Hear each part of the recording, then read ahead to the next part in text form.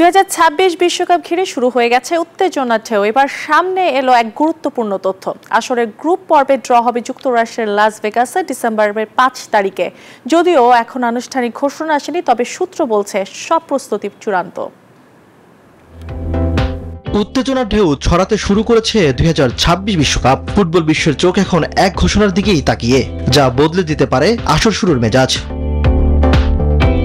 জুয়া আর বিনোদনের শহর লাস ভেগাসে এবার হতে যাচ্ছে ফুটবলেরও শহর। বিশ্বখ্যাত সংবাদ মাধ্যম ESPN বলছে ডিসেম্বরের 5 তারিখ এখানেই হবে 2026 বিশ্বকাপের গ্রুপ পর্বের ড্র।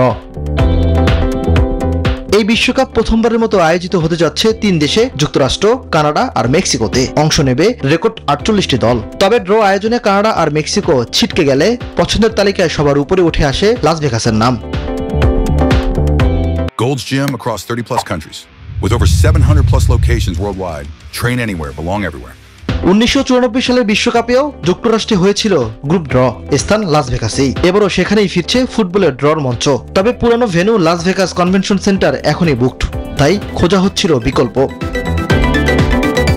প্রাথমিকভাবে আলোচনায় উঠে আসে দ্য স্ফিয়ার, 54,000 বর্গমিটারের স্ক্রিন আর 17,500 দর্শক ধারণ ক্ষমতা নিয়ে, যা দারুণ মানিয়ে যেত এই আয়োজনের সঙ্গে। প্রযুক্তির ছোঁয়া, কিরামতি দর্শক আর বিশ্বব্যাপী কভারেজ, সব মিলিয়ে বিশ্বকাপের ড্র শুরু হোক সিন সিটি থেকেই, সেটাই চাইছেন আয়োজকরা।